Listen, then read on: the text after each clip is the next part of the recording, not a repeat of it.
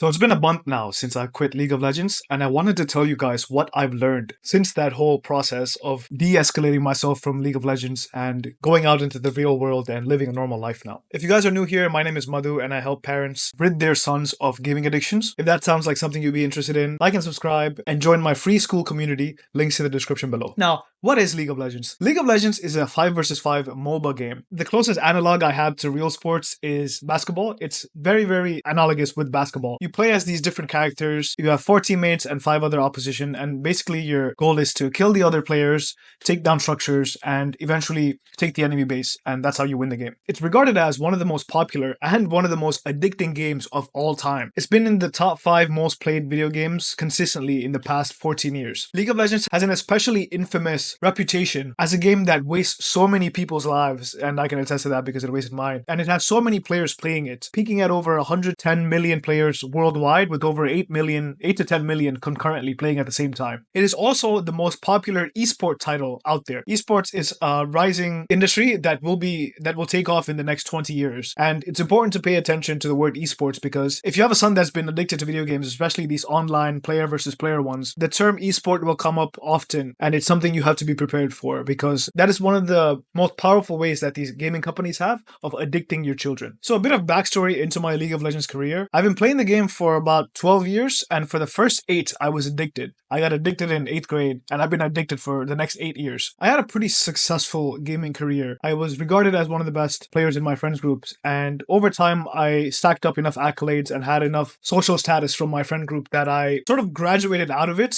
and recently I quit because I don't have any motivation to play anymore, simply because of the fact that I've already done everything, and real life is catching up to me faster than I would have liked, so I have to refocus my priorities. So after 8 years, I actually learned to control my addiction. Before I was just addicted just for the sake of playing the game, but then I actually became quite reasonable. My real life started flourishing. I started progressing in real life as well as a video game. I had actually a perfect balance of both. And instead of becoming a brainless consumer, I actually started becoming a creator, and I started teaching people how to play the game and how to, not be addicted and how to balance out the game and real life in a perfect manner, similar to what I do now, which is helping parents. I found a lot of joy and fulfillment doing that because it helped me connect to my younger self, my younger addicted self, and try to teach him how to use gaming as a creative endeavor and not just a brainless addiction hub. But eventually I developed a passion for helping parents instead of gamers themselves and helping them understand gaming and how to rid their sons of gaming addiction if they were to develop it. So let's get into it. What led me to quit League of Legends in the first place? Well, number one, it is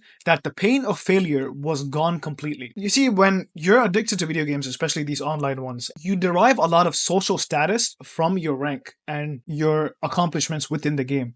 Especially if you have a young son, you might not know this, but they are actually deriving their sense of self-worth and their sense of identity from how well they perform in the video game. This is how these companies get you, is that instead of going out into the real world and deriving social status from doing real world activities, you're allowed to somewhat short-circuit the process and do it from the comfort of a computer screen instead. This actually taps into a young man's drive and ambition, and instead of using it for productive activities, they instead use it to progress in a game. And here's the sinister part of it. Remember when I talked about esport titles? League of Legends happens to be the biggest esport in the world, and how they get you, especially League of Legends, and this is how I fell into the trap, is that you always have the promise of making it as a professional quote-unquote gamer, where you get paid millions and millions of dollars to sit and play video games. I know this sounds crazy, but trust me, it is true. There's cases of 17-year-olds making millions playing video games, playing this game, right? So it definitely exists, and young men become enchanted by the fact that this is also possible for them, so they waste hours and hours and hours playing and practicing and investing their time into the game. But the vast majority, and when I mean vast majority, I mean 99.999% of them fail. But going back to what I said earlier, what I've learned since I quit League is the only reason I was playing is because I wanted to chase that social status and be sort of recognized within my friend group. I mean, after I've already achieved it, wasting my life for the past 12 years, I learned that I didn't have any more drive left in me. I've already done it all. I've already done what most of my friend groups didn't. There's 20 people in my friend group. Only about 3 to 4 of them actually hit the same rank that I have. And even within those 3 to 4 people, I was quite distinguished in terms of my abilities, whether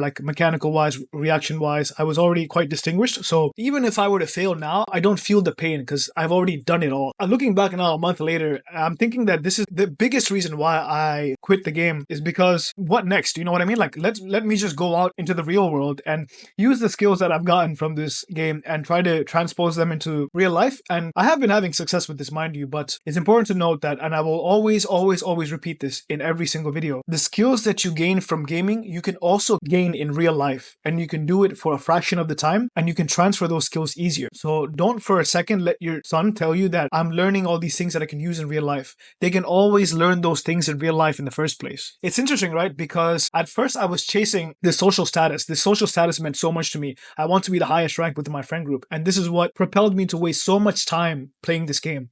But after I achieved a social status of this caliber, it sort of became a little bit redundant. And this is the very important thing I hope you guys take away from this video for people that have stuck with me for this long, is that the social status that your son is chasing within the game has a cap on it. Eventually, it will run out. Eventually, they'll reach a point, whether it's through their skill or through their maturity, where they realize that what they're doing is secondary to the main objective. What they should be doing is cultivating social status within real life, but instead they're wasting their time on the game. Trust me, I think they will get to that point eventually, but there are some steps that you can take to help expedite that process. Number one, and this is the most important thing I tell all my clients, is that you have to stop coddling them. Especially if you're watching this and you're from a first world country, there are so many simple pleasures and comforts that exist within the first world, and this is why we call it first world problems, that enable your children to not only get into gaming, but also spend an inordinate amount of time because they have everything else taken care for them. They're coddled inside their own comfortable room, which is set to the perfect temperature. They have the gaming PC that you bought for them. They have the high-end computer that you bought for them.